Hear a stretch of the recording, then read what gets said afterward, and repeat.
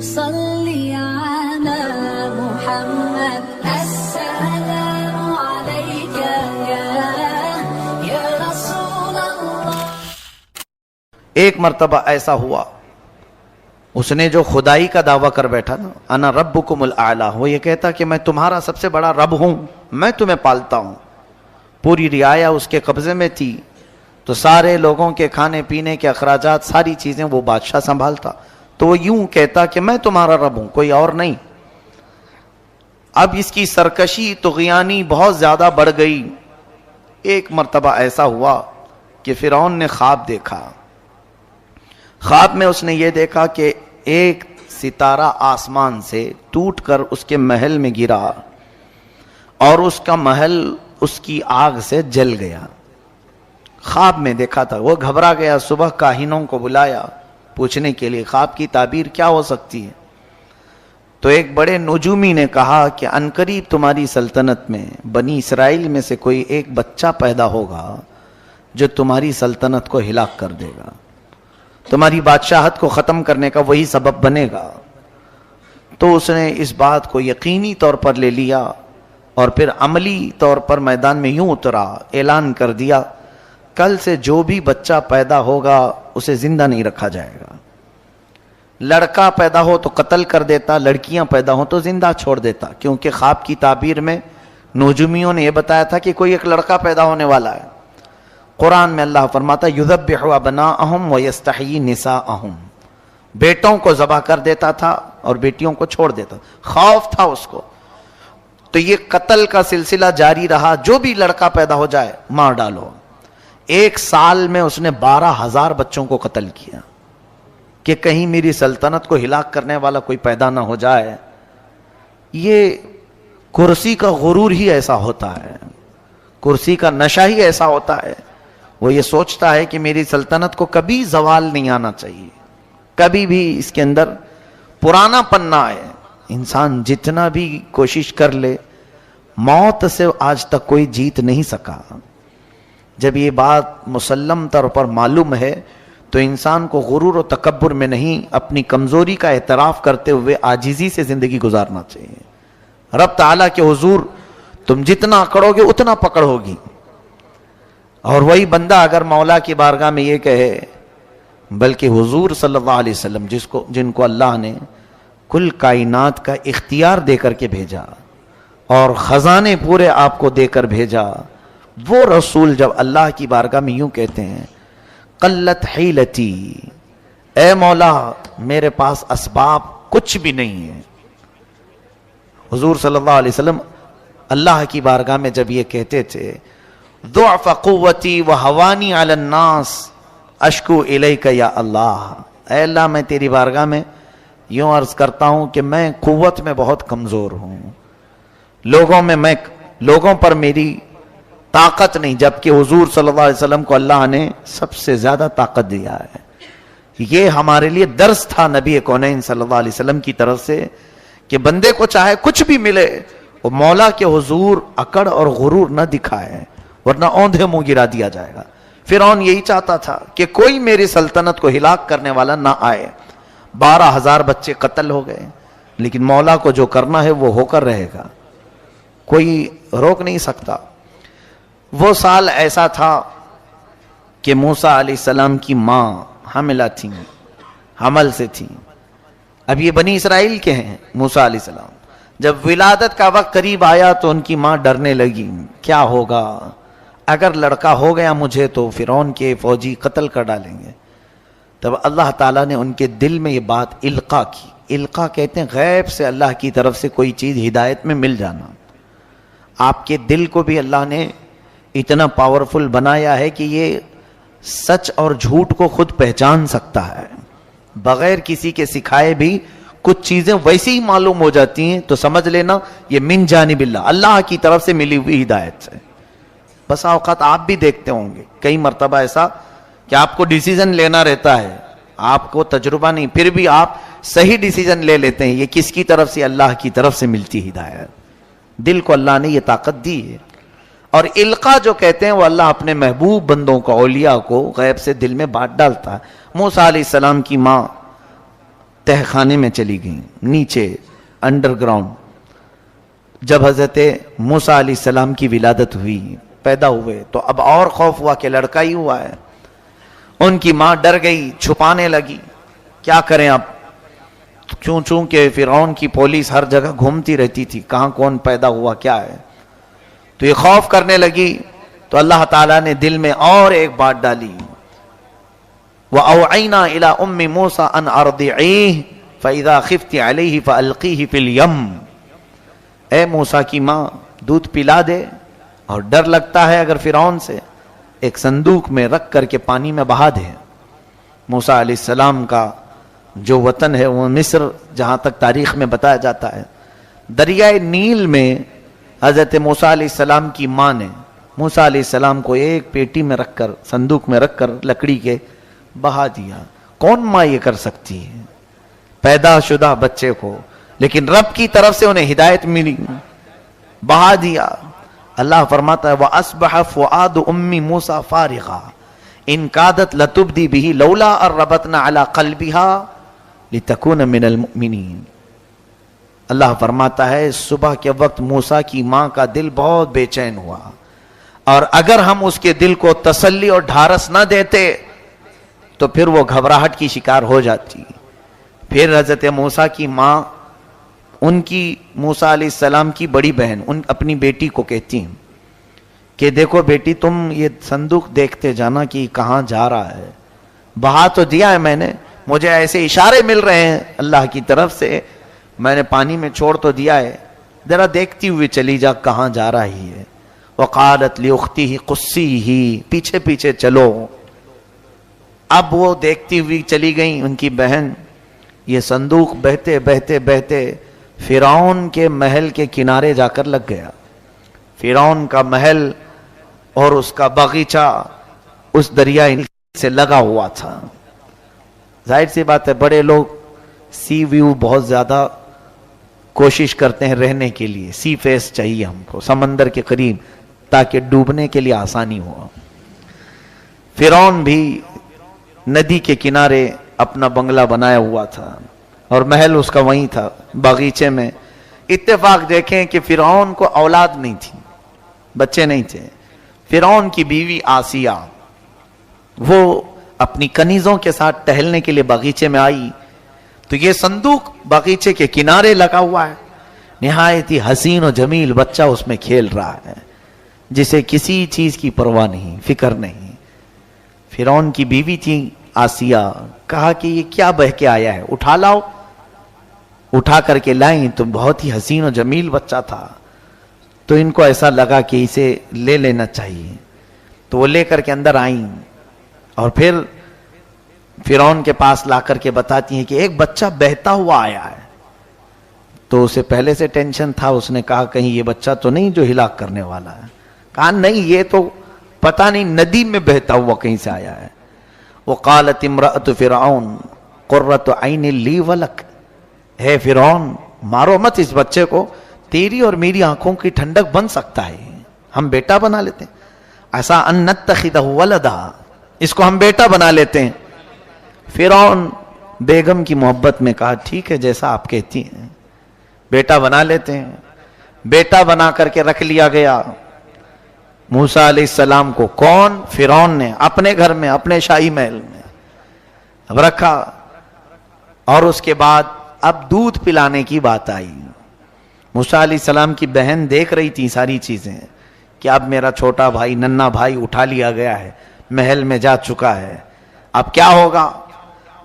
اب موسیٰ علیہ السلام کی کیفیت دیکھیں, دودھ پلانا بھی تو ہے, بچے کو پرورش کرنا ہے, تو کسی کا دودھ پکڑ ہی نہیں رہے تھے. بڑی بڑی دایائیں بلائی گئیں, بادشاہ نے خوب انعام دینے کا وعدہ کیا, بڑا اجر دینے کا وعدہ کیا. بہت ساری دایائیں آئیں. موسیٰ علیہ السلام دودھ نہیں پی رہے تھے, تو ان کی بہن دیکھ رہی تھی. اس نے کہا کہ میں ایک ایسے گھر کو جانتی ہوں, وہ دایا کا دودھ شاید یہ پی لے. کہا ٹھیک ہے لے آؤ, سب کو تو ہم نے بلایا. وہ جلدی گئیں اور اپنی ماں کو لے کر کے آئیں. اپنی ماں کو لے آئیں اور کہا یہ بھی اچھی دایا ہے, بچے اس کا دودھ پی لیتے ہیں. تو ان کی ماں, موسیٰ علیہ السلام کی ماں فرعون کے محل میں آئی موسیٰ علیہ السلام کو اٹھا کر کے جیسے انہوں نے دودھ پلایا آپ پینا شروع کر دیا. فرعون نے کہا صحیح نشانہ لگا, اب اس کو منہ مانگا انعام بھی دیا جائے. حضرت موسیٰ علیہ السلام کی ماں کو اجرت بھی دے رہا تھا اور پرورش کے خرچے بھی اور انعام بھی. یہ ہے میرے رب کی قدرت کا شاہکار. جب وہ کسی کی حفاظت کرنا چاہے تو گلاب کو جس طرح کانٹوں میں رکھ کر کے بچاتا ہے, اسی طرح اللہ عز و جل نے. اب یہ دیکھیں ایسی اگر دیکھنا ہے کسی چیز کو اللہ بچاتا ہے کس طرح سے, تو دانت ہمارے جسم میں ہیں, ہمارے منہ میں ہیں, کسی کو کاٹو تو کیسے کٹ جائے, ہر چیز اس سے کٹ جاتی ہے, کھانے پینے کی چیزیں, پلس اگر کسی دوسرے کا ہاتھ کاٹنا چاہیں تو بھی کاٹ سکتے ہیں. لیکن ساتھ ہی انہی 32 دانتوں کے بیچ میں ایک نرم و نازک زبان رہتی ہے, کبھی اس سے نہیں کٹتی, کبھی نہیں کٹتی. بزرگوں نے فرمایا یہ بھی رب تبارک و تعالیٰ کی قدرت کا شاہکار تمہارے منہ میں ہے کہ زبان 32 کے بیچ میں رہ کر کے بھی کبھی کٹتی نہیں جلدی ان سے. کیوں؟ اللہ تبارک و تعالیٰ کا یہ قدرتی نظام ہے کہ وہ سخت گیر لوگوں کے بیچ میں بھی نرم لوگوں کی حفاظت کر لیتا ہے. ایسے ہی موسیٰ علیہ السلام کو فرعون کے گھر میں رکھا گیا, ان کی ماں کا دودھ پی رہے ہیں, کسی اور کا نہیں. اب فرعون کے گھر میں ان کی پرورش ہوتی رہی بڑے ناز کے ساتھ. اللہ فرماتا ہے فَرَدَدْنَاهُ إِلَىٰ أُمِّهِ, ہم نے موسیٰ کو واپس اس کی ماں تک لوٹا دیا. ہاں, کئی تقر عینها, تاکہ فرعون کی آنکھ کی ٹھنڈک نہیں, ان کی ماں کی آنکھ کی ٹھنڈک ہو جائے. وَلِتَعْلَمَ أَنَّ وَعْدَ اللَّهِ حَقٌّ, اور تاکہ یہ موسیٰ کی ماں جان لے اللہ جو وعدہ کرتا ہے وہ بالکل حق ہوتا ہے. وَإِنَّا رَادُّوهُ إِلَيْكِ وَجَاعِلُوهُ مِنَ الْمُرْسَلِينَ, اللہ فرماتا ہے کہ موسیٰ کی ماں گھبرائی ہوئی تھی پہلے بچے کو ڈالوں کہ نہیں ڈالوں. اب اللہ فرماتا ہے ہم نے تجھے تیرا بچہ صحیح سلامت لوٹایا, اور اللہ فرماتا ہے ہم اسے رسولوں میں سے بنا دیں گے. اللہ کی ذات پر یقین کرنے والے کو اللہ بے حساب عطا کرتا ہے, بے حساب عطا کرتا ہے. یہاں یہی تو بات. اب چلو ہم بچوں کو نہیں ڈالیں گے سمندروں میں, ندیوں میں. رب تعالیٰ فرماتا ہے کہ جو اللہ کی راہ میں 1 درہم خیرات کرے میں اسے 700 گنا بڑھا کر دوں گا. یہ قرآن پاک میں. وہ مائیں تھی رب کے حکم پر بچے ڈال دیں. آج ایک سکہ نہیں ڈال سکتے تو پھر کون سا ہمارا ایمان ہے, کون سا یقین ہے ہمارے اندر. ہمارے پاس مال کی محبت, اولاد کی بات نہیں کر رہا ہوں, ہمارے سامنے سے جھولیاں گھومتی رہتی ہیں, ہمیں فرق نہیں پڑتا الا ماشاء اللہ, چند لوگوں کو چھوڑ کر میں کہہ رہا ہوں. اور ویسے ہی ہم اپنی پیٹ کی غلاظت نکالنے کے لیے باہر خوب پیسے بھی دیتے ہیں, ہر جگہ ہم دیتے ہیں, لیکن اللہ کی ذات پر یقین کیوں کم ہے ہمارا. انویسٹ ہر جگہ جیسے کرتے ہیں اس میں بھی کچھ انویسٹ کرنا چاہیے. اللہ تبارک و تعالیٰ کی بارگاہ میں کوئی چیزیں امانت دے دو, وہ اللہ ایسے تمہیں لوٹائے گا. دنیا میں خود اس نے فرمایا موسیٰ کی ماں اگرچہ گھبرا رہی تھی بچہ سمندر میں بہانے سے, ہم نے اس کے دل کو تسلی دی اور ایسی جگہ اسے لوٹایا کہ بیٹا تو لوٹایا ہی, لیکن فرعون کی طرف سے خوب انعام بھی عطا کروایا, اجرت بھی عطا کروایا. ساری چیزیں ہیں. میرے عزیزو, رب تعالیٰ کی ذات پر یقین رکھو. اب پرورش ہو رہی تھی موسیٰ علیہ السلام کی, 1 سال کے کچھ ہوئے تھے. 1 سال میں چلنے پھرنے لگے, تھوڑی بہت باتیں ہونے لگی. تو فرعون اور آسیہ بیٹھے ہوئے تھے دسترخوان پر, تو موسیٰ علیہ السلام فرعون کے قریب جا کر زوردار تماچا مار دیے. چھوٹے سے تھے, گال پر جیسی پڑا ہاتھ, آج تک اس بادشاہ کو کسی نے آنکھ اٹھا کر نہیں دیکھا تھا, اور ایک بچے نے مار دیا. کہا اے آسیہ مجھے تو لگتا ہے یہی بچہ ہے جو میری سلطنت کو ہلاک کرنے والا, یہی بچہ لگ رہا ہے. آسیہ نے کہا ایسا کیسے ہو سکتا ہے, یہ تو چھوٹا ہے, نہ سمجھ ہے, بچے اس طرح سے پیار میں کرتے ہیں. کہا نہیں, یہ پیار میں نہیں کیا ہے, اس کے تھپڑ کی جو ضرب ہے مجھے الگ لگ رہی ہے. اس کی مار, اس کا ظاہر سی بات ہے کسی کو پڑتی ہے تو پتہ چلتا ہے کہ محبت میں مارا ہے کہ نفرت میں مارا ہے. یقیناً وہ اللہ کے نبی تھے موسیٰ علیہ السلام, جانتے تھے اور نبیوں میں اگر دیکھا جائے تو وہ جلالی پیغمبر ہیں حضرت موسیٰ علیہ السلام. ہو بھی سکتا ہے کہ انہوں نے فرعون کو پہچان کے ہی مارا ہو، لیکن پرورش کا معاملہ تھا.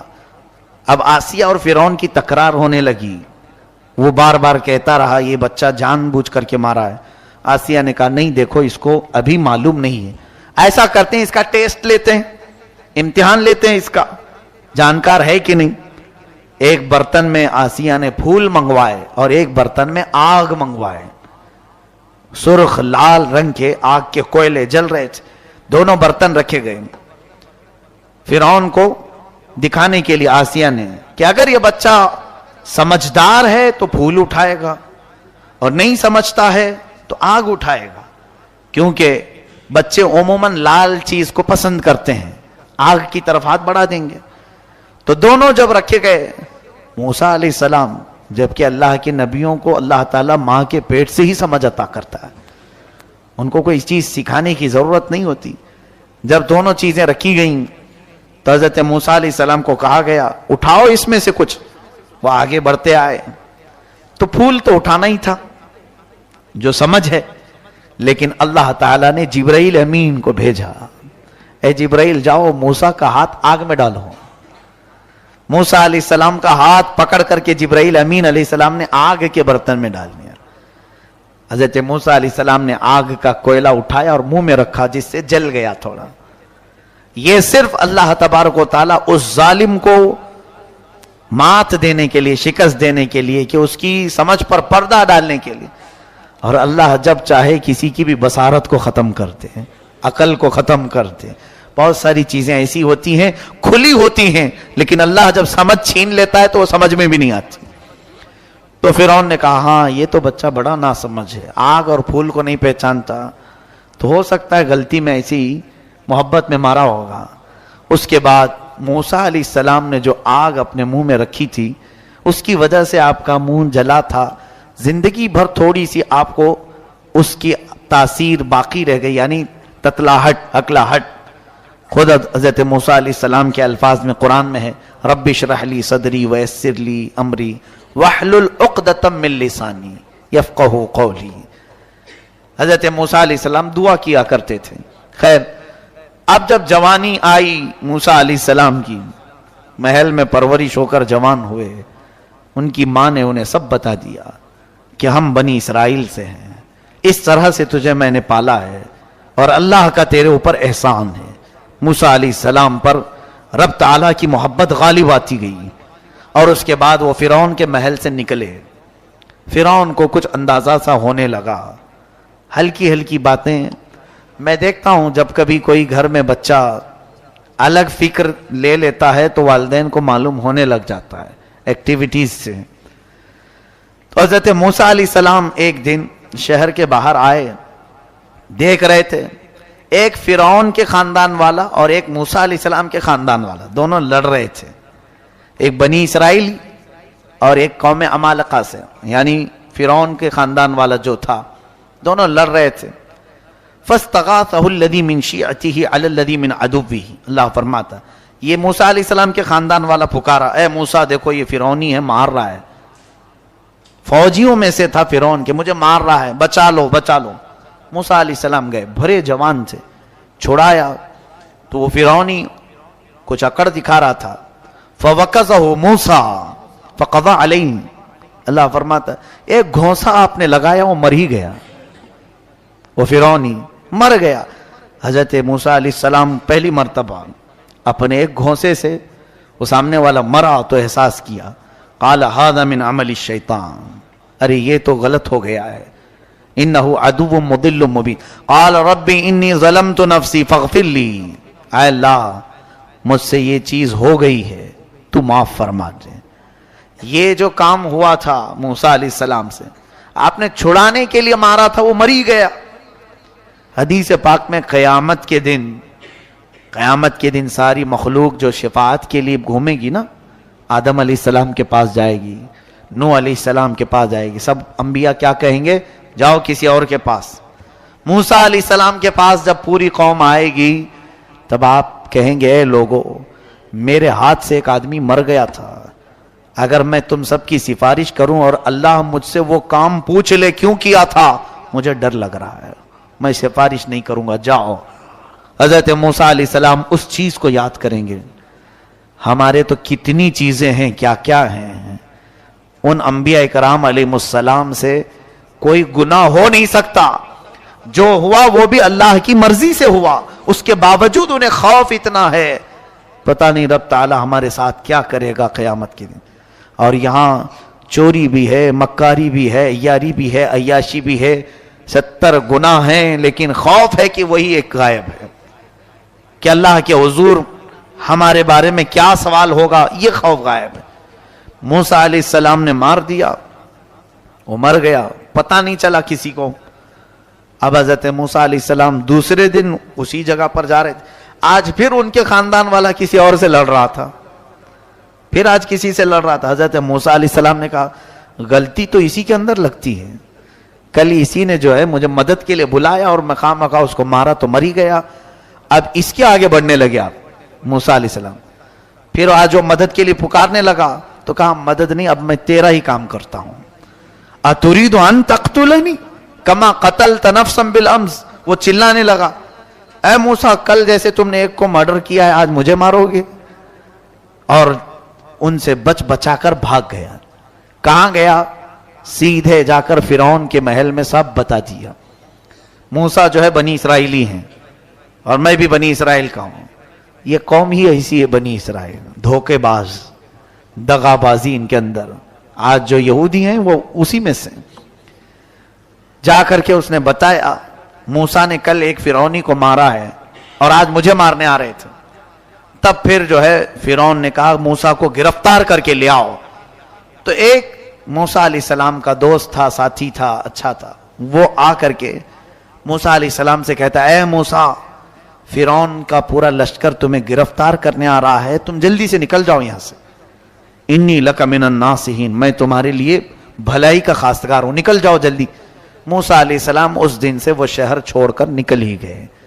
بہت دور سفر کیا آپ نے، سفر اتنا لمبا کہ مدائن پہنچ گئے، ایک دوسرا شہر مدائن، یہ ملک شام میں بھی بتایا جاتا ہے، عراق میں بھی، واللہ عالم جہاں پر بھی۔ آپ وہاں پہنچے تو وہاں کا ایک واقعہ اللہ بیان فرماتا ہے، ایک کنویں پر بہت ساری لوگوں کی بھیڑ تھی، موسیٰ علیہ السلام دیکھتے کھڑے تھے، پیاس تھی، تو وہاں پر ایک دو لڑکیاں، جوان لڑکیاں پیچھے کھڑی تھیں۔ یہ جا کر کے ان سے پوچھتے ہیں کیا ہوا؟ قال ما خطبکما قالتا لا نسقی حتی یصدر الرعاء وابونا شیخ کبیر، کہتے ہیں ہم پانی لینا چاہتے ہیں، بھیڑ بھاڑ کی وجہ سے نہیں لے پا رہی، اور ہمارے باپ بوڑھے ہیں، عمر دراز ہیں، اور ہم پردے کی وجہ سے اس بھیڑ میں نہیں جا رہی۔ موسیٰ علیہ السلام جوان طاقتور تھے، آپ نے ڈول ڈالا اور ان دونوں کو پانی نکال کر کے دے دیا۔ خواتین کی مدد اسلام سکھاتا ہے، عورتوں کی مدد انبیاء کرام علیہ السلام کے اعمال سے یہ ملتی ہے۔ جب انہوں نے پانی لیا تو وہ کہنے لگی چلو ہمارے باپ کے پاس ہم آپ کو کچھ اجرت دلا دیں گے، تم مسافر لگتے ہو، تنہا آئے ہو۔ موسیٰ علیہ السلام ان کے پیچھے پیچھے چلے، وہ دونوں لڑکیاں اپنے گھر لے آئیں، تو ان کے گھر پہنچنے کے بعد موسیٰ علیہ السلام نے دیکھا وہ بچیاں، وہ لڑکیاں جن کو اپنا باپ بوڑھا بتا رہی تھیں، وہ در حقیقت سیدنا شعیب علیہ السلام تھے، اللہ کے نبی تھے، حضرت شعیب علیہ السلام تھے، ان کی عمر ہو چکی تھی۔ موسیٰ علیہ السلام جب وہاں پہنچے تو انہوں نے اپنا پورا واقعہ بتایا کہ میرے ساتھ کیا کیا ہوا، کیسے میں فرعون سے بچ کر کے آیا۔ حضرت شعیب علیہ السلام نے کہا کوئی بات نہیں، تم میرے پاس رہو، یہیں پر رہ جاؤ، میں تمہاری حفاظت کرتا ہوں۔ اب ان بچیوں نے کہا، لڑکیوں نے، کہ اس کو کچھ اجرت دے دیں ابا جان، اس نے پانی نکال کر کے دیا ہے۔ حضرت شعیب علیہ السلام کہتے ہیں اجرت دوں؟ اجرت پر میں یہ چاہتا ہوں کہ میری 2 بیٹیوں میں سے کسی ایک کو نکاح میں دے دوں۔ تو حضرت شعیب علیہ السلام نے اپنی ایک بیٹی حضرت موسیٰ علیہ السلام سے نکاح کروا دیا۔ یہ ہوئی آپ کی ازدواجی زندگی بھی شروع ہوئی۔ لیکن مہر کیا رکھا آپ نے؟ حضرت موسیٰ علیہ السلام چونکہ خالی ہاتھ آئے تھے، کچھ مال لے کر نہیں آئے تھے، تو شعیب علیہ السلام نے کہا میری بیٹی کا نکاح تو کر رہا ہوں، مہر دینا پڑے گا تمہیں۔ کہا کیا دوں؟ کہا میرا باغیچہ ہے، اس باغیچے کی خدمت کرو، 8 سال خدمت کرنا تمہارا مہر ہوگا. الا ان تأجرنی 8 حجج فإن اتممت 10 فمن عندک، اور اگر 10 سال کرتے ہو تو یہ تمہاری طرف سے. حضرت موسیٰ علیہ السلام تیار ہو گئے. یہاں تو مہر معاف کرا لیتے ہیں. انبیاء کرام علیہ السلام کا مہر 10 سال خدمت کرنے کے بعد پورا ہوتا ہے. مہر تو یہ قانون خداوندی ہے، اللہ کا قانون ہے. اس میں جو بھی زیر و زبر کرنے کی کوشش کرتا ہے وہ در حقیقت زنا کی خواہش کرتا ہے. جس نے بھی مہر کو اس طرح سے ڈاواں ڈول رکھا اس نے اپنی بیوی کے ساتھ زنا ہی کیا. یہ حدیث پاک سے ثابت ہے. مہر یا تو اتنا باندھو کہ فوری ادا کر سکو، یا تو پھر اگر ہو سکے تو کما کر کے دینے کی. اور جیسے کہ ایک سمپل سی بات ہے، عورتوں کو آج ہمارے ہاں رواج ہے سونا دیتی ہیں شادی میں، تو جو زیور دیا جا رہا ہے اسی کو مہر کیوں نہیں بنا لیتے تاکہ وہ عورت کا ہی ہو جائے، اس کے مہر میں لیا ہوا. اور یہاں دولہا دیتا ہے 6 مہینے کے بعد پھر اپنے بزنس میں لگانے کے لیے پھر ادھار لے لیتا ہے. بیویوں کا سونا لے کر گروی جو لوگ رکھتے ہیں نہایت ہی نحوست کا کام ہے. یوں سمجھ لو کہ ان کے الٹی گنتی شروع ہو جاتی ہے. یہ کبھی مت کرو. ہمارا اپنا ایک فقیرانہ مشورہ ہے، میرا ایک فقیرانہ مشورہ کہ کبھی بھی اپنی تجارت میں عورتوں کے مال لے کر نہ کرو، اس لیے کہ تمہاری ان تمام چیزوں کی برکتیں اٹھا لی جائیں گی، کیونکہ وہ با دل ناخواستہ دیتی ہیں. یعنی ان کی پوزیشن یہ ہوتی ہے کہ اگر نہ دیں تو کیا کریں، اس کے علاوہ چارہ کیا ہے. میرے عزیزو، اللہ نے تمہیں مرد بنایا ہے، قوت عطا کی ہے، ہاتھ عطا کیے ہیں، کماؤ اور خود بھی کھاؤ اور انہیں بھی کھلاؤ. اس میں ثواب بھی ہے اور برکت بھی ہے، خوشحالی بھی ہے. حضرت موسیٰ علیہ السلام 10 سال خدمت کیے ان کے باغیچے میں. اس کے بعد اپنی بیوی کو لے کر نکلے. کہاں؟ پھر واپس مصر آنے کے لیے. اب دیکھتے ہیں فرعون کی کیا حالت ہے. چلتے ہیں. موسیٰ علیہ السلام کو اللہ نے فرمایا اے موسیٰ جاؤ، اب تم پھر دوبارہ مصر جاؤ. حضرت موسیٰ علیہ السلام نکلے. اب بیچ میں راستے میں دیکھیے نبوت آپ کو جب دی گئی تھی اس کا واقعہ اللہ فرماتا ہے. آگ لینے کے لیے موسیٰ علیہ السلام پہاڑ پر گئے تھے تو اللہ نے آپ کو نبوت کا تاج پہنایا، رسالت بھی عطا کی. نبی بھی ہیں آپ، رسول بھی ہیں. اب فرمایا 2 چیزیں اللہ نے معجزے کے طور پر دی. حضرت موسیٰ علیہ السلام ایک لکڑی لے کر کے چلتے تھے ہمیشہ. اللہ نے پوچھا اے موسیٰ یہ تمہارے ہاتھ میں کیا ہے؟ وما تلک بیمینک یا موسیٰ. حضرت موسیٰ کہنے لگے قال ہی عصایا، اے اللہ یہ میرا عصا ہے، اس کو لے کر چلتا ہوں.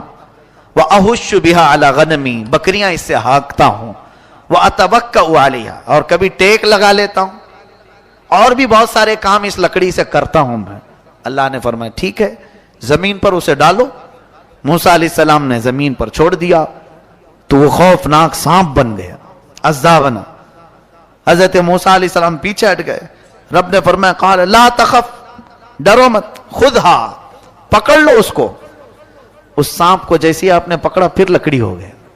یہ موسیٰ علیہ السلام کا معجزہ تھا، اللہ نے آپ کو یہ دیا. اور پھر دوسری چیز کیا دی حضرت موسیٰ علیہ السلام کو کہ آپ جیب میں ہاتھ ڈالتے اور پھر جب ہاتھ باہر نکالتے آپ کی ہتھیلی اتنا چمکتی کہ رات بھی اجالا ہو جائے. یعنی ہیرے سے زیادہ چمک، جس کو کہتے ہیں ید بیضاء. حضرت موسیٰ علیہ السلام کے 2 معجزے تھے، ید بیضاء اور یہ عصائے موسیٰ. اللہ نے فرمایا اب لے کر کے چلو. حضرت موسیٰ علیہ السلام مصر میں آئے. فرعون کو بھنک لگی.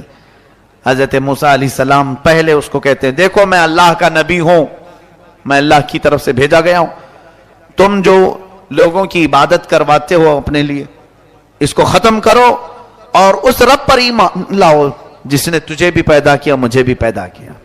فرعون نے کہا موسیٰ تو میرے گھر میں پلا ہے، دیکھتے نہیں میں بڑا رب ہوں سب کا، میں کب سے پال رہا ہوں، تم یہ کون سی چیز لے کر کے آئے؟ حضرت موسیٰ علیہ السلام نے پھر دعوت جاری رکھی. تو فرعون نے کہا تمہارے حق ہونے کی کیا علامت ہے؟ موسیٰ علیہ السلام نے کہا مجھے اللہ تعالیٰ نے غیب سے کچھ طاقت عطا فرمائی، میں وہ تجھے دکھاؤں گا۔ فرعون نے کہا ایسی تو طاقتیں میرے پاس بہت ہیں۔ کہا لے آؤ، تمہاری جتنی طاقتیں جمع کرو، میرے مقابل میں سب کو لے آؤ۔ فرعون نے اپنے زمانے کے سارے جادوگروں کو جمع کیا، کہا موسیٰ کا مقابلہ کرنا ہے۔ سب جادوگر آئے، بڑے بڑے جادو کرنے والے۔ جادو کیا ہوتا ہے میں آپ کو بتاؤں، یہ حق ہے، قرآن میں اس کا ذکر ہے، جادو ہوتا ہے۔ بہت سارے لوگ کہتے ہیں میں اس پر بلیو نہیں کرتا، میں اس کو نہیں مانتا، ہے قرآن میں اس کا ذکر ہے۔ جادو در حقیقت نظر بندی کو کہتے ہیں، یعنی کسی بھی چیز کو چھپا کر کے پیش کرنا لوگوں کے اوپر۔ یعنی مثال کے طور پر یہ مائک کی ڈنڈیاں ہیں، ابھی اگر جادو کرنے والا کوئی یہ کہے تھوڑی دیر آنکھ بند کر کے کھولو تمہیں یہ پھولوں کی ڈنڈیاں نظر آنے لگیں، حقیقت میں وہ اندر سے یہی ہوتی ہیں، لیکن یہ تمہاری نظروں کو دھوکہ دیا جاتا ہے۔ جادو در حقیقت شیطانی علم میں سے ہے، تو شیطان کی پوجا کرنے والے جادو کرتے ہیں، آج بھی ہوتا ہے۔ تو وہ سارے جادوگر آئے موسیٰ علیہ السلام کے مقابل میں، ایک میدان میں سب جمع ہوئے۔ موسیٰ علیہ السلام نے فرمایا تم کیا دکھانا چاہتے ہو؟ تو وہ چھوٹی چھوٹی رسیاں لے کر کے آئے تھے۔ کہا کہ اے موسیٰ ہمارے پاس بڑی طاقت ہے، ہم بہت ساری چیزوں کی حقیقت بدل دیتے ہیں۔ کہا ٹھیک ہے دکھاؤ۔ انہوں نے اپنی رسیاں میدان میں ڈالیں تو سب کے سب وہ سانپ بن کر کے لوٹنے لگے، اتنے سانپ کے میدان بھر گیا، سب کے پاس جو جو رسیاں تھی۔ اب موسیٰ علیہ السلام کو رب نے فرمایا اے موسیٰ تم اپنا عصا بھی ڈالو، اپنی لکڑی ڈالو۔ موسیٰ علیہ السلام اپنا عصا ڈالتے ہیں، یہ بڑا اژدہا منہ کھولا، وہ سارے سانپ کے بچے چلے گئے منہ میں، سب نکل گیا، وہ ایک ہی سانس میں سب کھا گیا۔ پکڑ لیا آپ نے، کہا اور ڈالو، اور کچھ ہے؟ تو وہ سب کانپنے لگے۔ اس لیے کہ تفسیر میں بزرگ فرماتے ہیں، مفسر شہیر احمد یار خان نعیمی رحمۃ اللہ علیہ، ان کو معلوم تھا رسیاں کھا گیا اور تھوڑی دیر کھڑے رہیں گے تو ہم کو بھی کھا سکتا ہے۔ جلدی سے انہوں نے کہا آمنا برب ہارون و موسیٰ، ہم ایمان لائے ہارون اور موسیٰ کے رب پر، ہم تمہیں اللہ کا نبی مانتے ہیں، نہیں مقابلہ نہیں کرنا ہے۔ فرعون جن کو مقابل میں لایا تھا وہ سب کے سب موسیٰ والے ہو گئے، موسیٰ علیہ السلام کی طرف آ گئے۔ کیوں جانتے ہیں؟ فن والا حقیقت کو جانتا ہے، جادو کرنے والا جادوگر کے سامنے ہی ہو تو دونوں کو معلوم رہتا ہے۔ لوگوں کو ہم بیوقوف بنا سکتے ہیں، ادھر ایک جادوگر ہے ادھر ایک جادوگر ہے، دونوں چیزوں کو الگ الگ کر کے دکھا رہے ہیں، لوگوں کو نظر آ رہا ہے لیکن جادوگر کو تو معلوم ہے یہ چیز کیا ہے۔ لیکن یہاں جو میدان میں ہو رہا تھا، جادوگروں نے رسیاں جو ڈالی تھیں ان کی نظروں میں تو رسیاں تھیں، پبلک کو نظر آ رہا تھا سانپ، لیکن موسیٰ علیہ السلام نے جو عصا ڈالا تھا وہ جادوگروں کی نظروں میں بھی سانپ ہی بنا ہوا تھا۔ یعنی معجزے اور جادو میں فرق یہ ہے، جادو نظر بندی کو کہتے ہیں اور معجزہ حقیقت کی تبدیلی کو کہتے ہیں۔ رسول کریم صلی اللہ علیہ وسلم کے دست مبارکہ سے، ہاتھ سے جو پانی نکلا، یہ حضور کا معجزہ ہے یا نہیں؟ یہ صرف آنکھ بند کرنے کا کام نہیں تھا، نظر بندی نہیں تھی، بلکہ جو صحابہ موجود تھے انہوں نے پانی پیا بھی، اپنے جانوروں کو پلایا بھی۔ معجزہ جو ہوتا ہے وہ ریئل ہوتا ہے اور جادو صرف نظر بندی۔ اب میاں بہت سارے جادوگر آپ کے پاس آتے ہیں، کیا دیکھنا چاہتے ہیں آپ؟ کیا دیکھنا چاہتے ہیں؟ تو ڈبہ ہلا کر کے سونے کا سکہ نکال کے دکھائیں، نکل جاتا ہے، یوں ٹک ٹک مارے چاندی کا سکہ، ہم نے بھی بچپن میں دیکھا ہے۔ اب یہ دماغ میں آتا ہے کیا طاقت ہے اس کے پاس، چاندی کبھی بھی نکال سکتا ہے، سونا کبھی بھی نکال سکتا ہے، پھر روڈ پہ بھیک بھی مانگتا ہے۔ یہ کیسی جادوگری ہے؟ وہ روز اپنے لیے ایک ایک سونے کا سکہ نکال کیوں نہیں لیتا؟ خود ہی اپنا محل کیوں نہیں بنا لیتا؟ اسی لیے کہ معلوم ہے وہ حقیقت نہیں ہوتی، وہ صرف لوگوں کی نظروں کا دھوکہ ہوتا ہے۔ بھائی وہ گلاس میں سے کبوتر نکالتے ہیں، ہوتا ہے دیکھے ہوں گے آپ، بہت سارے میجیشین کبھی کچھ نکالیں کبھی مرغی نکالیں، یہ بھی دیکھا گیا ہے۔ اب باضابطہ اسکولوں میں کالجوں میں اس کا رواج بن گیا، میجیشین کو بلاتے ہیں، جادوگر کو، اس کے پاس کچھ ہوتا نہیں لیکن وہ کہیں سے بھی کبوتر نکالتا ہے، مرغی نکالتا ہے، تو دماغ میں کی چیز نہیں آتی آپ کو؟ یہ کہیں بیٹھ کر کے مرغیاں نکال نکال کے ایک فارم تیار کیوں نہیں کر لیتا؟ کم سے کم مرغیاں بیچ کر کے تو گھر چلے گا اس کا. کبوتر اڑا اڑا کر کے کچھ پیسے کما لیتا. نہیں، وہ جو چیز دکھاتا ہے وہ نظر بندی، حقیقت نہیں ہوتی. موسیٰ علیہ السلام پر سارے ایمان لائے. فرعون کا غصہ اور تیز ہوا. اس نے کہا اب ہم مار دیتے ہیں، لیکن اللہ کا عذاب فرعونیوں پر آیا. کئی طرح کے عذاب آئے. اللہ تبارک و تعالیٰ نے آخر میں آخری کی طرف آتا ہوں، موسیٰ علیہ السلام کو حکم فرمایا کہ تم اپنے ایمان والوں کو لے کر نکل چلو مصر کے کنارے طور سینا کی طرف. حضرت موسیٰ علیہ السلام نکلے اپنی فوج کو لے کر. بیچ میں سمندر آتا ہے. اللہ نے حکم فرمایا اپنا عصا اس پر مارو. ایک لکڑی ہے، کام کتنے کرتی ہے، کیا کیا کام ہے. سارے لوگوں سے مقابلہ بھی اسی کا کام ہے. اللہ کے نبیوں کے ہاتھ سے جو چیز لگ جاتی ہے اس کی عظمت ہی کچھ اور ہوتی ہے. موسیٰ علیہ السلام سمندر پر عصا مارتے ہیں. 12 راستے جاری ہو گئے، سوکھے راستے سمندر پر. موسیٰ علیہ السلام اپنے اہل ایمان امتیوں کو لے کر نکل پڑے. فرعون اپنے لشکریوں کو لے کر مقابلے کے لیے آیا تھا. اس نے کہا موسیٰ کے پیچھے چلو، پکڑو ان کو کسی طرح. وہ اپنی فوج کو سمندر میں وہی راستوں میں ڈالا. اللہ فرماتا ہے ہم نے سمندر کو جیسا تھا ویسے ملا دیا. سمندر میں وہ ہمیشہ کے لیے اپنی پوری فوج سمیت غرق ہو گیا، ہمیشہ کے لیے مر گیا. کس چیز سے مارا اللہ نے اس کو؟ پانی سے مارا. جبکہ پانی کی کوئی حیثیت نہیں سمجھی جاتی، بہت ہلکی چیز.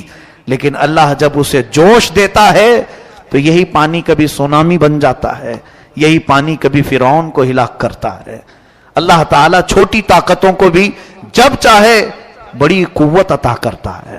میرے عزیزو، موسیٰ علیہ السلام اس فرعون سے نجات پا کر اپنی پوری قوم کو لے کر میدان تیہ کے قریب آئے. پھر اس کے بعد بہت سارے موسیٰ علیہ السلام کے واقعات ہیں. ان میں سے جو چیزیں ہمیں سیکھنی ہے وہ یہی ہے، فرعون کی زندگی جس کو اللہ تعالیٰ نے ہمیشہ کے لیے راندہ بارگاہ کیا، بلکہ کئی سالوں کے بعد سمندر نے بھی اس کی لاش کو اٹھا کر باہر پھینکا. اس کی لاش کو باہر اٹھا کر کے پھینکا، اور اس کی لاش جہاں جہاں رکھی جاتی تھی اڑ جاتی تھی، نہ قبر میں کہیں پر بھی نہیں. تو اٹھا کر کے کچھ لوگوں نے ویسی جو ممی بنتے ہیں اس میں رکھے پیرامڈ. کئی سالوں کے بعد وہاں سے نکال کر کے مصر والے ابھی میوزیم میں رکھے ہوئے ہیں. مصر میں کائرو سٹی ہے ایجپٹ میں، وہاں پر ابھی بھی نمائش کے لیے رکھے ہیں. بیچارے مصری لوگ اس مردے کو دکھانے کے لیے 1000 پاؤنڈ لیتے ہیں. ہاں 1000 پاؤنڈ 100 پاؤنڈ تقریباً انڈیا کے 1000 روپے کے قریب یا 800 روپے کے قریب کچھ ہو جاتا ہے. تو اس کو دکھانے کے اتنے پیسے لیتے ہیں. وہ مردہ سے وہ ابھی بھی کھا رہے ہیں. خیر ان کی اپنی زندگی ہے. تو فرعون کی لاش کو رکھا، اور قرآن میں اللہ نے فرمایا فَالْيَوْمَ نُنَجِّيكَ بِبَدَنِكَ لِتَكُونَ لِمَنْ خَلْفَكَ آیَةً. ہم تیرے جسم کو ویسے ہی رکھیں گے تاکہ تیرے بعد آنے والوں کے لیے عبرت بن جائے، لوگ اسے دیکھیں. میاں یہاں تو آج لوگ انٹرٹینمنٹ کے لیے دیکھنے جاتے ہیں، تمہیں معلوم نہیں اس کے اوپر کتنی لعنتیں برس رہی ہیں، کیا کیا اس پر عذابات ہیں. یہ فرعون کی لاش کو اگر کوئی دیکھتا ہے تو صرف انٹرٹینمنٹ کے لیے نہیں، ہنسی مذاق کے لیے، تفریح قلب کے لیے نہیں، بلکہ عبرت حاصل کرو. ایک وقت یہ کہتا تھا میں سب سے بڑا رب ہوں، آج ایسا سویا ہے کہ لوگ اسے جب سال میں ایک بار مسالہ لگاتے ہیں تو پیروں سے ہاتھوں سے، جس طرح سے بھی اس کی جسم کے ساتھ زندگی بھر بلکہ دنیا میں کئی ہزار سال گزر گئے، یہی ہو رہا ہے.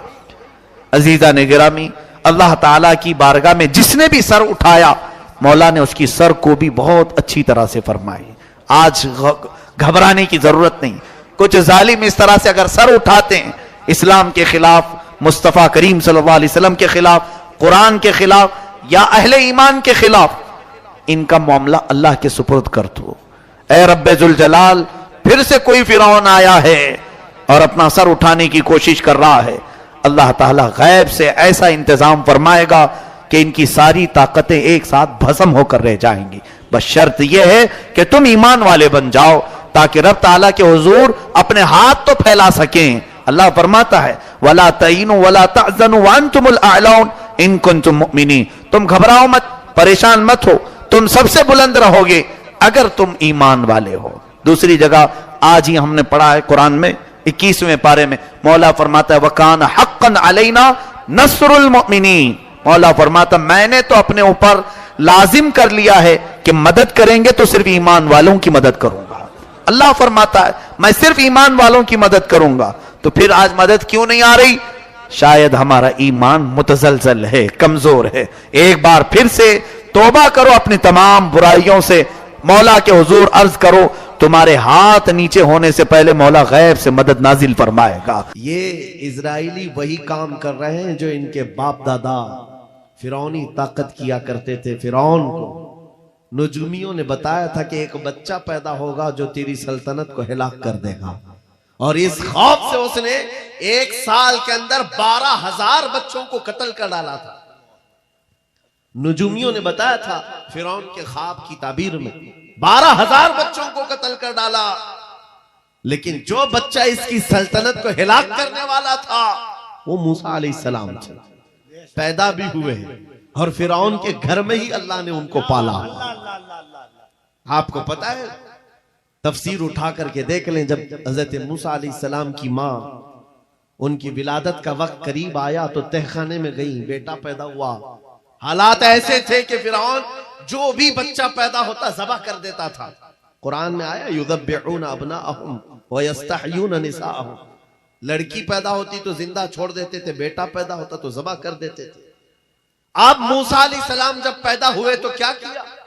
خدا کی تقدیر اور اس کی حکمت کے فیصلے آپ کو میں بتا رہا ہوں. تفسیر سے تعلق رکھنے والی بات، اللہ تعالیٰ نے موسیٰ علیہ السلام کی ماں کے دل میں یہ بات ڈالا کہ ایک لکڑی کے صندوق میں ان کو رکھ کر کے دریا میں بہا دو.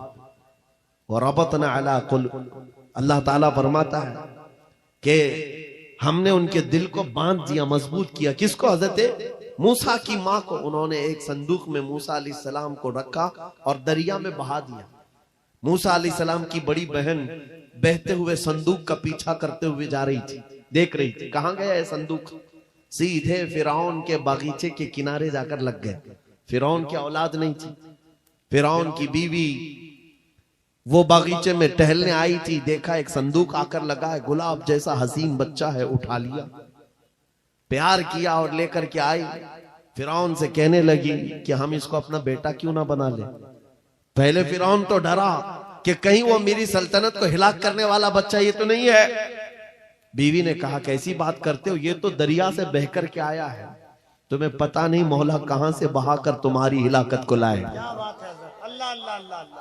تمہاری ہلاکت کہاں سے آئے گی تمہیں اندازہ بھی نہیں ہے. سنو میری بات کو. فرعون نے بیوی کی بات مان لی. موسیٰ علیہ السلام کی پرورش فرعون کے گھر میں ہو رہی ہے، فرعون کے گھر میں، اور وہ بھی کس شان سے. موسیٰ علیہ السلام پیدائشی بچے ہیں. دودھ پلانے کی بات آئی تو کسی دایا کا دودھ آپ پکڑتے نہیں. موسیٰ علیہ السلام کی بہن بھی وہاں کھڑی سب دیکھ رہی تھی. فرعون کی بیوی سے کہا میں ایک دایا کو جانتی ہوں جس کا دودھ ہر بچہ پکڑ لیتا ہے. کہا بلا لاؤ، ہم شاہی خزانے سے اسے انعام بھی دیں گے. وہ گئی اور اپنی ماں کو لے آئی، اپنی ماں کو لے آئی. موسیٰ علیہ السلام اپنی ماں کے گود میں گئے، جیسے ہی سینے سے لگایا دودھ پینے لگ گئے. بادشاہت میں خوشی، اور موسیٰ علیہ السلام کی ماں کو انعام و اکرام بھی دیا گیا. ہر بچے کی پرورش کے لیے موسیٰ علیہ السلام کی ماں کو فرعون کے گھر میں رکھا گیا. تمہیں پتا ہے رب تبارک و تعالیٰ کی حکمت کے فیصلے. وَمَكَرُوا وَمَكَرَ اللَّهُ وَاللَّهُ خَيْرُ الْمَاكِرِينَ. میرا رب فرماتا ہے کافر منصوبہ بناتے ہیں اور اللہ خفیہ تدبیر کرتا ہے، اور رب کی خفیہ تدبیر غالب آتی ہے. موسیٰ علیہ السلام جوان ہوئے فرعون کے گھر میں، فرعون کے گھر میں جوان ہوئے. اس کے بعد پھر آپ نے جب اپنی نبوت کے بعد دعوت حق پیش کی تو فرعون جانی دشمن ہوا. اس کے بعد جو حالات ہوئے آپ کو پتا ہے. فرعون موسیٰ علیہ السلام کو مارنے کے لیے پوری فوج لے کر پیچھے نکلا. موسیٰ علیہ السلام سمندر میں چل کر کے آگے گئے، راستے آپ کے لیے کھل گئے. فرعون بھی اسی راستے پر آیا. اللہ فرماتا ہے کہ ہم نے سمندروں کو ملا دیا، غرق کر دیا فرعون کو. ایک چھوٹی سی تاریخ میں آپ کو بتا رہا ہوں. 12,000 بچوں کا قتل کیا اس ڈر سے کہ مجھے ہلاک کرنے والا بچہ نہ پیدا ہو. لیکن جو بچہ تیری سلطنت کو ہلاک کرنے والا تھا وہ تیری ناک کے نیچے پرورش پا رہا تھا. آج ان ظالموں نے غزہ کے ہزاروں بچوں کو صرف اس لیے مارا ہے کہ یہ بڑے ہو کر کے مجاہد نہ بن جائے, یہ بڑے ہو کر کے ہمیں آنکھ دکھانے والے نہ بن جائیں. اور باضابطہ سٹیٹمنٹ میں یہ کہتے بھی ہیں ان بچوں کو قتل کرنے سے ہمیں کوئی خوف نہیں, کوئی آپتی نہیں ہے, کوئی تکلیف نہیں ہے, اس لیے کہ بڑے ہو کر کے یہ ہمیں آنکھ دکھانے والے بنیں گے. یہ ڈر تمہارا بتا رہا ہے کئی ہزار بچوں کو بھی تم قتل کر لو لیکن تم اللہ کی اس حکمت سے غافل ہو. ظالموں, وہ ان قریب پیدا ہوگا جس کو دنیا صلاح الدین کہتی ہے, وہ ان قریب ہوگا. میرے عزیزو, آج کے نوجوانوں سے میں یہ کہتا ہوں تمہارے دور میں بھی یہ ڈرا سہما ہوا جو ماحول لوگ بنانے کی کوشش کر رہے ہیں, ابھی دیکھنا اور حالات خراب کیے جائیں گے. ہماری حکومت آئے گی تو مسجدوں کو توڑ ڈالیں گے, مدرسوں کو توڑ ڈالیں گے. ان ظالموں کو لگتا ہے تمہارے سارے بلڈوزر میں ہی طاقت ہے, صرف طاقت اسی کا نام ہے. راج مل جائے, تخت مل جائے, اس وقت کچھ لوگوں کے اوپر ظلم کرنا آسان ہے, جس طرح چنگیز نے بھی کیا, ہلاکو نے بھی کیا, بڑے بڑے ظالموں نے کیا ہے, اور ان کا حشر بھی تمہیں معلوم ہونا چاہیے. انشاءاللہ وہ وقت آئے گا جب خس و خاشاک کی طرح تم بہا دیے جاؤ گے, اخباروں میں تمہارا نام تک نہ ہوگا.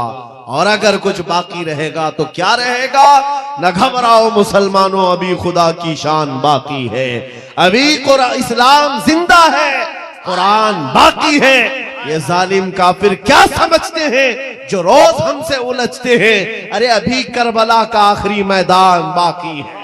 نعرہ تکبیر, نعرہ رسالت, محافظ ناموس رسالت, مسلک اعلی حضرت. نوجوانوں, اس یقین کے ساتھ اور ایمان کے ساتھ اپنی زندگی کو آگے بڑھاؤ. خدا را میں تم سے کہتا ہوں اگلے دنوں کے بعد جب تمہارے امتحان کا وقت آئے گا, ہر استاد اپنے بچے کو امتحان کی تیاری کرا رہا ہوتا ہے. بیٹا سوالات ایسے آئیں گے, ٹائم اتنا ہوگا, اسکواڈ بھی ہوں گے, چیک کرنے والے ایگزام ہال میں بار بار آئیں گے, تمہیں دیکھیں گے. اس وقت تم خوف سے اپنے ہاتھ میں کپ کپی نہیں پیدا کرنا, دل کو جمانا اور اپنا امتحان مکمل کرنا. یہ ہر استاد اپنے بچوں کو ترقین کرتا رہتا ہے. عزیزان گرامی وقار, اس منبر نور سے میں آپ کو اس بات کی تلقین کر کے جاتا ہوں امتحان کی گھڑی ان قریب آنے والی ہے, آپ کے ساتھ بھی. اور جو امتحان تمہارا ہوگا وہ استقامت کا امتحان ہوگا, تمہارے ایمان پر جمے رہنے کا, تمہارے ڈٹے رہنے کا امتحان ہوگا. دیکھنا بہت سارے پارٹی بدل لیں گے, بہت سارے مصلحتوں کی پردوں میں چھپ جائیں گے, بہت سارے لوگ کسی کی دھوتی میں پناہ لے رہے ہوں گے, کوئی کسی کی ساڑی میں پناہ لے رہا ہوگا. لیکن جو عاشق مصطفیٰ ہے وہ بڑھ چڑھ کر کے یہ اعلان کر رہا ہوگا اپنا سب کچھ گنبد خضرا کل بھی تھا, اور میرے نبی سے میرا رشتہ کل بھی تھا. اور بس اس بات کے ساتھ تمہیں جمے رہنا ہے, یقین کے ساتھ, اعتماد کے ساتھ. عزیزان گرامی وقار, کون سی ایسی طاقت ہے, کون سی ایسی قوت ہے جس نے اسلام کو ختم کیا یا ختم کرنے کی طاقت رکھتی ہے؟ اللہ کریم جل شانہ خود قرآن پاک میں فرماتا ہے یریدون لیطفئوا نور اللہ بافواہہم ویأبی اللہ الا ان یتم نورہ. اللہ فرماتا ہے یہ ظالم اپنے منہ کے پھونکوں سے اسلام کے چراغ کو بجھانا چاہتے ہیں, اور اللہ تبارک و تعالی اس چراغ کو مکمل کر کے رہے گا. دین اسلام, ابھی آپ سن رہے تھے اسلام تھا, اسلام ہے, اس کے ساتھ کچھ نہیں ہونا ہے, آپ کا امتحان ہونا ہے. ہمارے مرنے کے بعد اللہ تعالیٰ اس دین کی حفاظت کے لیے اوروں کو پیدا کرے گا. وہ قادر مطلق چاہے تو سخت جانی دشمنوں سے بھی ایمان والے پیدا کر سکتا ہے. ہاں یہ بات یاد رکھیے آپ, تتاری جنہوں نے بغداد کو ہلاک کر کے رکھا تھا, رب تبارک و تعالیٰ نے انہی کے سینوں میں ایمان کی دولت دی اور وہ محافظ اسلام بن گئے. ہمارے دور میں بھی جتنے آتنک مچا رہے ہیں، کل ان کے بچے یہ نعرہ لگائیں گے اسلام تھا، اسلام ہے، اسلام رہے گا. ہاں، جتنے آتنکوادی ہیں سب نعرہ لگائیں گے انشاءاللہ. آپ انتظار کریں اس بات کا. لیکن تم اپنے امتحان میں جمے رہو، ڈٹے رہو. اگر تم نے نبی پاک صلی اللہ علیہ وسلم کے اس دین کے ساتھ، اس شریعت کے ساتھ ناانصافی کی تو کل میرے آقا کو کیا جواب دو گے؟ کل میدان قیامت میں تمہیں کھڑے ہونا ہے، حضور پاک صلی اللہ تعالی علیہ وسلم کی بارگاہ میں جواب دینا ہے. اگر میرے آقا نے پوچھ لیا کہ جس وقت میری شریعت پر حملے ہو رہے تھے، جس وقت میرے دین کو کتے نوچنے کی کوشش کر رہے تھے، اے نوجوان بتا تو میری سنتوں کے ساتھ کتنا عمل کر رہا تھا، تم کیا جواب دو گے؟ آقا میں آپ کی داڑیاں نکال کر کے گٹر نالیوں میں پھینکتا تھا، میں یہودیوں اور عیسائیوں کے طریقوں پر چلتا تھا، کیا تم نبی پاک کو یہ جواب دو گے؟ آقا رات بھر میں گانے سن کر کے سوتا تھا، صبح فجر کی نماز قضا کرتا تھا، یہ جواب دو گے؟ کیا جواب دو گے؟ آپ کے پاس اگر جواب نہیں دینے کی طاقت ہے تو آج ہی بدل ڈالو، زندگی بدل ڈالو، آج انقلاب لے آؤ. دیکھنا میں اکثر یہ باتیں کہتا ہوں، نہ میں چاقو چھری کی بات کرتا ہوں، یہ تو شاعر لوگ تلوار اٹھانے کی بھی بات کرتے ہیں. ہاں یہ کہتے بھی ہیں سمجھوتا نہیں ہوگا تلوار اٹھ جائے گی، میں تو تلوار کی بھی بات نہیں کرتا. ارے پلاسٹک کا بلیڈ بھی رکھ لو تو کل کو ہم کو یہ آتنکوادی گھوشت کر دیں. بم بارود بندوق کسی چیز کی بات نہیں کرتا، صرف اتنی بات کرتا ہوں نبی پاک کے عشق میں ملبوس ہو کر تم صرف راستوں میں چلتے پھرتے رہو گے، تمہاری چلت پھرت سے کئی کیڑے یوں ہی مر جائیں. حق ہے، واہ واہ، بہت خوب. حضور پاک کی سنتوں میں وہ دم ہے، وہ اثر ہے، تمہاری چلت پھرت سے کئی کیڑے فنا ہو جائیں. بات صرف اتنی ہے، دیوار کیا گری میرے خستہ مکان کی، لوگوں نے آنے جانے کا راستہ بنا لیا. ہوتا یہی ہے، کوئی پرانا گھر گر جائے نا، لوگ ادھر سے ادھر آنے کا راستہ بنا لیتے ہیں. آج ہماری جماعت کے اندر انتشار ہوا، نوجوانوں میں آوارگی آ گئی تو ہر کتا ہم کو ہی ٹارگٹ کرنے لگ گیا، ہر کتا ہمیں ہی بھونکنے لگ گیا. میرے عزیزو، شدت سے آج اس صلاح الدین ایوبی کی بات یاد آتی ہے. کیا آپ کو پتا ہے ان کا دور ایسا ہے کہ یہودی مائیں، عیسائی مائیں اپنے بچوں کو تھپکیاں دے کر سلاتی تھی، کہتی بیٹا سو جا نہیں تو صلاح الدین آ جائے. حالانکہ ظلم سے کوئی تخت نہیں بچھایا تھا، سنت مصطفیٰ کا رعب ایسا قائم تھا، حضور کے عشق کا رعب قائم تھا، جس کی وجہ سے پوری دنیا میں ان کی توتی بولتی تھی. آج کروڑوں کی تعداد میں، کروڑوں کی تعداد میں ظالم ہمیں آنکھ دکھا رہے ہیں. ہمارے بچوں کا قتل عام، ہماری عورتوں کی عزت نیلام، ہماری گردنوں پر راج، اور بغیر کسی خوف کے شاعر اسلام پر بھونکنا آج کی عادت سی بن گئی. نوجوانوں، تمہارے اندر اگر ضمیر بیدار ہے، غیرت موجود ہے تو اپنے آپ کو بدل ڈالو. جواب دینے کا ایک وقت آئے گا انشاءاللہ، وقت آئے گا جواب دینے کا. لیکن پہلے میں آپ سے صرف اتنی التماس کرتا ہوں کہ اپنے آپ کو بدل لو. کل کو ہمارے پاس فخر ہوگا، فخر کے ساتھ کسی میدان میں اتریں گے، وہ تمہارے ہولیوں کو اوپر سے نیچے دیکھتے رہیں اور پوچھتے رہیں یہ کون سی مخلوق ہے، یہ کہاں سے آئی ہوئی جماعت ہے. تو ہم سینہ تان کر کے کہیں گے یہ محمد عربی کے شیروں کی جماعت ہے. آج کیا ہم دکھائیں لوگوں کو؟ گٹکا کھانے والے لوگ دکھائیں گے. ہم نوجوانوں کو بالیاں پہنے ہوئے، ہاتھوں میں چوڑیاں پہنے ہوئے، چوٹیاں ڈالے ہوئے، جینز پھٹی ہوئی، اور بالوں میں داڑھیوں میں ڈیزائن کیے ہوئے یہ نوجوان لا کر کے ہم کھڑا کریں گے؟ میرے عزیزو، دنیا کے اوپر اگر ہیبت طاری ہوتی ہے تو صرف عاشقان مصطفیٰ سے ہوتی ہے، حضور کے غلاموں سے ہوتی ہے. آج سے 3 سال پہلے پیروں سے معذور ایک خادم حسین للکارتا تھا. اے ہے حق ہے واہ ویل واہ چیئر پر بیٹھ کر کے للکارتا تھا، ارے سفید داڑھی ہو چکی، عمر کافی ہے، سفید داڑھی، پیروں میں معذوری، لیکن پوری دنیا میں ایسی ہیبت تاری کہ یورپ کی زمین بھی ہلتی نظر آئے، ہالینڈ کی پارلیمنٹ میں باضابطہ ان کو لے کر کہا جائے یہ آدمی موسٹ ڈینجرس ہے، بہت زیادہ ڈینجر ہے۔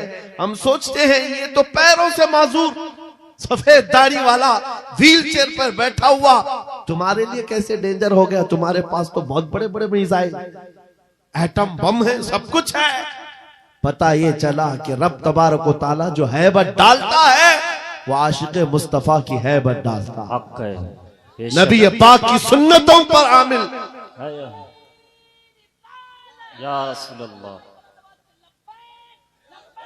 یا رسول اللہ۔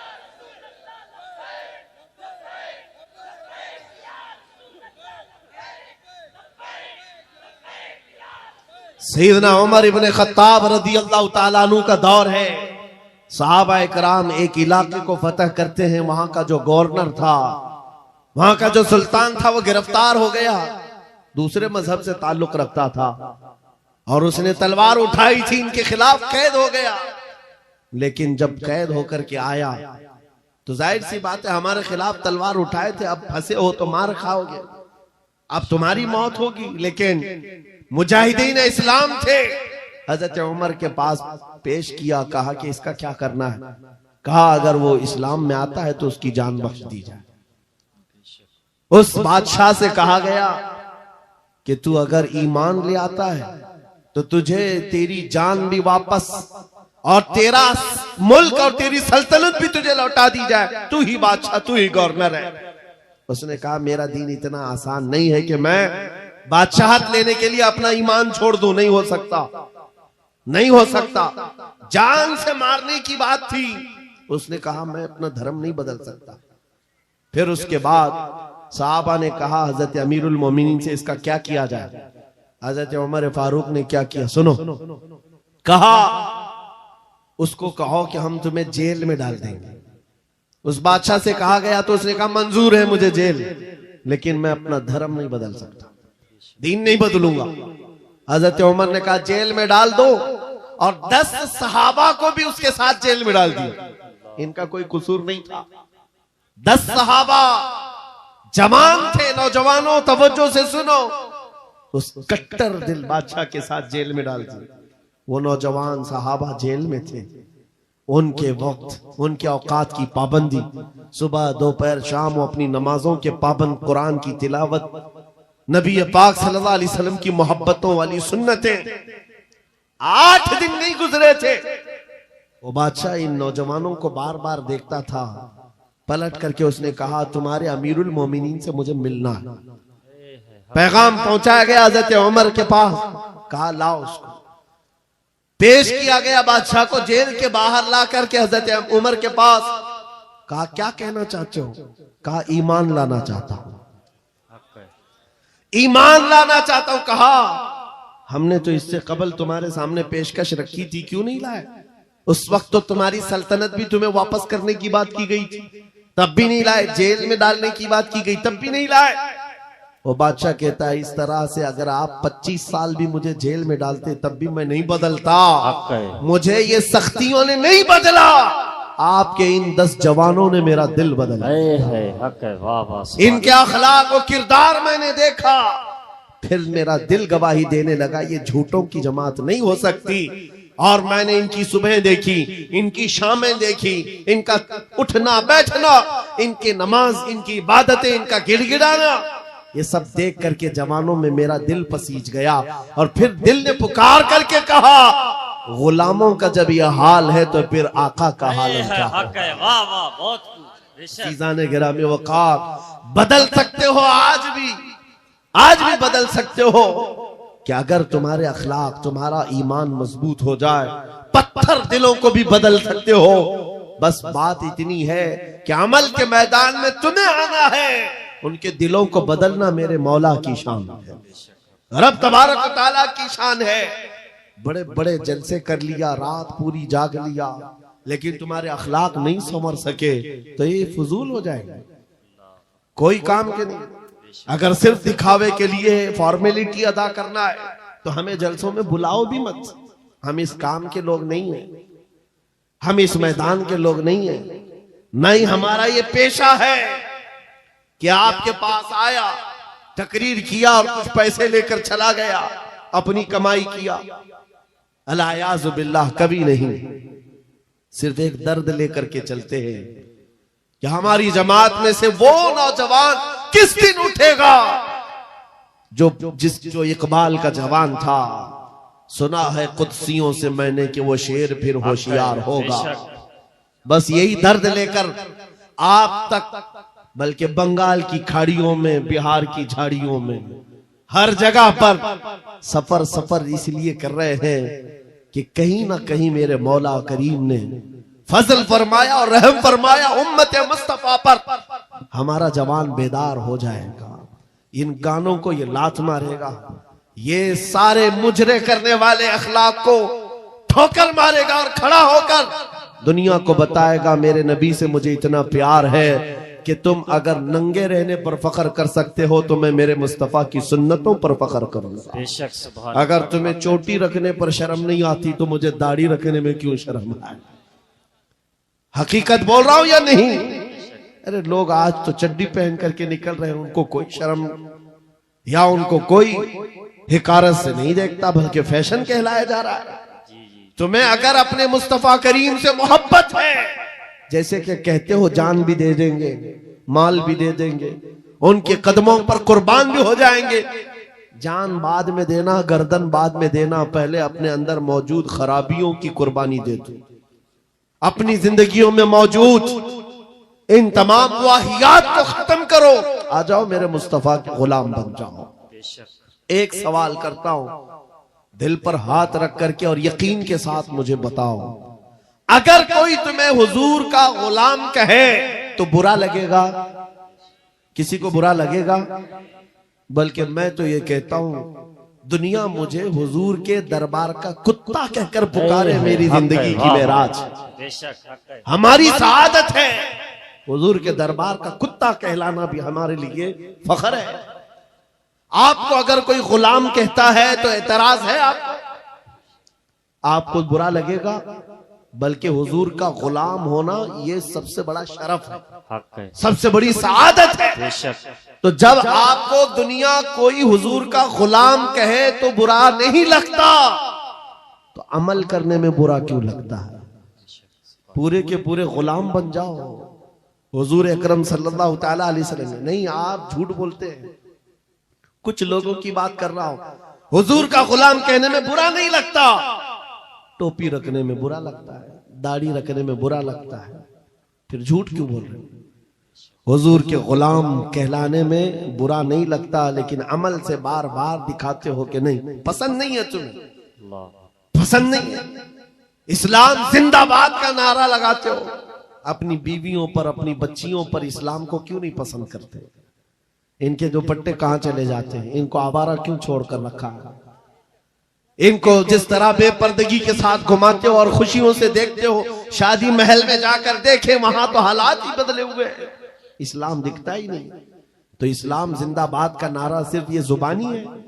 اپنے گھروں سے تبدیلی لے آؤ، انقلاب تمہارے گھروں سے آئے گا۔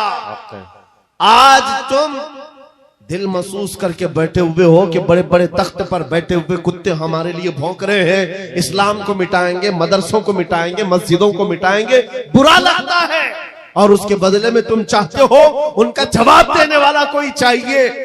بار بار ہماری ممبروں سے ہم ان کا جواب دیتے رہے، اے نوجوانوں جواب تم اپنے عمل سے دو۔ ایک مسجد کا مینار کیا گرتا ہے، ہر گھر مسجد بننا چاہیے، ہر گھر مسجد بن جائے۔ کاش تمہارے گھروں سے اذانیں ہوں، تمہارے گھروں کو مصلی بنا دیا جائے۔ ایک بات یاد رکھو، دنیا تھک جائے گی، ایک وقت آئے گا تھک جائے گی۔ کل کو دیکھنا اسرائیل بھی تھک چکا ہوگا مار مار کر کے، اب آئیں گے وہ یدھ ویرام کرنے کے لیے کہ ہم سمجھوتا کریں گے، بس ختم ہو گیا، جتنی طاقت تھی جھونک دیا، مار مار کر کے تھک جائے گی دنیا، لیکن ہماری شریعت کا، ہمارے دین کا ایک مزاج ہے، کتنے غازی مارو گے ہر گھر سے غازی نکلے بے شک حق ہے. تم ایک چراغ گل کرو گے مولا 100 چراغ روشن کرے گا. یہ سلسلہ چلتا رہے گا. یہاں پر بھی تم خوف زدہ نہ رہو، ڈر کے ماحول میں نہ جیو. بس میں تمہیں یہ بات کہنے کے لیے آیا ہوں، اگر نبی کے غلام ہو تو پوری غلامی کرو، پوری غلامی کرو، فخر کے ساتھ کرو، اپنی داڑیوں کے ساتھ، اپنے شناخت کے ساتھ، اپنی آئیڈینٹی کے ساتھ. آپ کو کیا لگتا ہے کہ کوئی ہمیں نوکری سے نکال دے گا، کوئی ہمیں رزق نہیں دے گا؟ معاذ اللہ. رزاق یہ لوگ نہیں، رزاق میرا رب ہے، حق ہے. اللہ میرا رزاق ہے.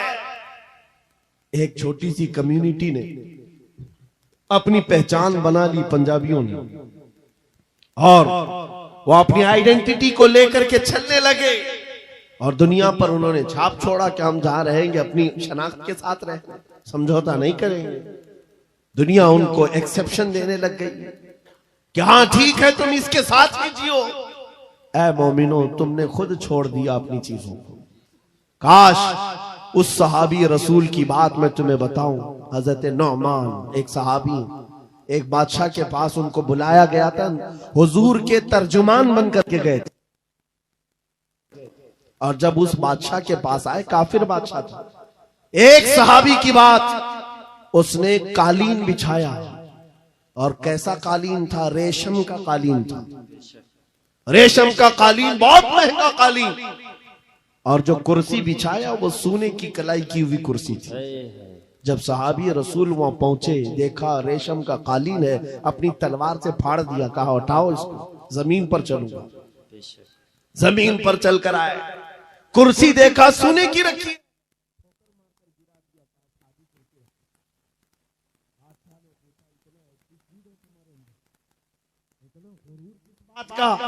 تمہاری عزت کے لیے یہ ریشم کا قالین بچھایا، سونے کی کلائی کی ہوئی کرسی رکھا.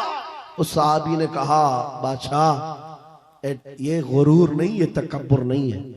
میں مدینے والے مصطفیٰ کا غلام ہوں، جن کا فرمان ہے کہ مرد کے لیے ریشم کا استعمال حرام ہے، مرد کے لیے سونے کا استعمال حرام ہے.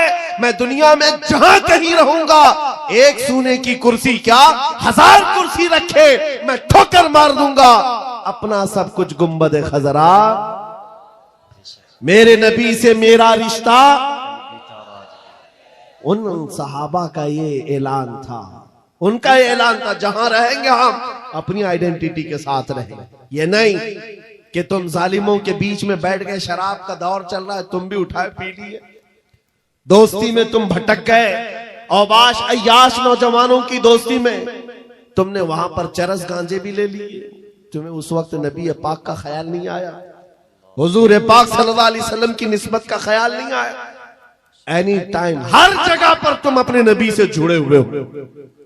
آج یہ عہد کر کے اٹھو، زندگی کے جس شعبے میں بھی جاؤں گا میں مدینے والے آقا کا غلام بن کر کے جیوں گا. یہ عہد کریں گے انشاءاللہ.